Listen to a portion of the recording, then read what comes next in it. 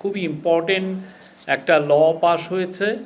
তো আমি বলছি যে আজকে জাতীয় লজিস্টিক নীতির খসড়া এবং চূড়ান্ত অনুমোদন হয়েছে।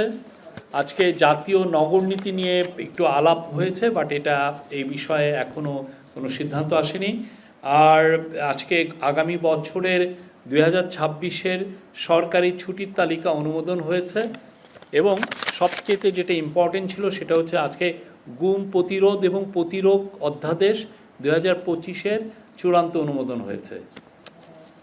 আমি গুম সম্পর্কে আগে প্রথমে বলি, এটা খুবই ইম্পর্টেন্ট একটা ল।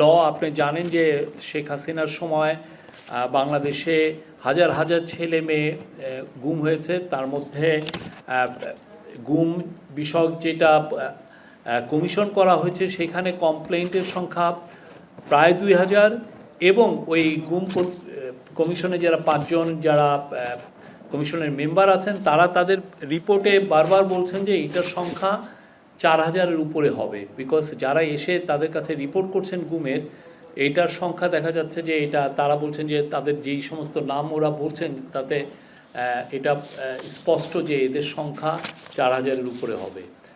আর দেশে আয়নাঘর ছিল, আয়নাঘর ছিল, সেখানে এদেরকে রাখা হতো। অনেকে যারা গুম হয়েছেন কেউ কেউ ফিরে এসছেন, আবার অনেকে ফিরে আসেননি। আপনি জানেন বিএনপির অনেক কর্মী এখনও ফিরে আসেননি। তো এই গুমের উপরে আজকে গুম প্রতিরোধ এবং প্রতিকারের জন্য একটা ল, এটা অনেকদিন এটা নিয়ে যথেষ্ট ডিবেট হয়েছে, হওয়ার পর আজকে এটা চূড়ান্তভাবে অনুমোদন হয়েছে। এই অধ্যাদেশে গুমকে সংজ্ঞায়নের পাশাপাশি চলমান অপরাধ মানে কন্টিনিউম অফেন্স হিসাবে বিবেচনা করে মৃত্যুদণ্ড সহ কঠোর শাস্তির বিধান রাখা হয়েছে। 1, 2, গোপন আটক কেন্দ্র স্থাপন, আয়নাঘর, যেগুলো আয়নাঘর নামে পরিচিত, স্থাপন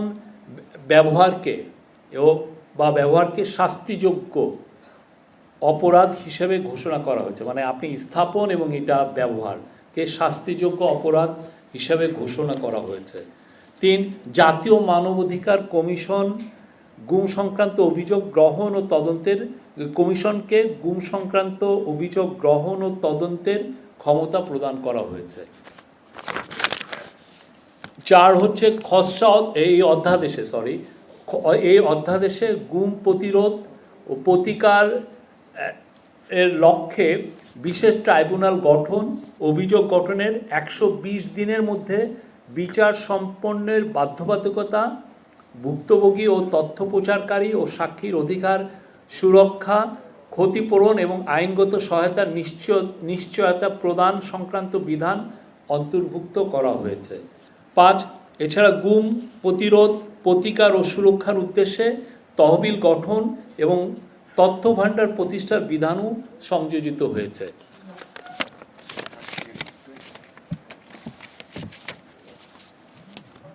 আর আপনি জানেন যে এই গুম সংক্রান্ত একটা ইন্টারন্যাশনাল কনভেনশন আছে, যেটার নাম হচ্ছে international convention for the protection of all persons from enforced disappearance. এটা বাংলাদেশ গত বছর 29শে আগস্ট উপদেষ্টা পরিষদ এটার অ্যাপ্রুভ করেছেন এবং বাংলাদেশ এটার অংশীদার হয়েছে। এই অংশীদারের এই পুরো লটা এই কনভেনশনকে ফলো করে আমরা ওইটাকে স্ট্যান্ডার্ড মেনে আমরা এই লটা, এই অধ্যাদেশটা তৈরি করা হয়েছে।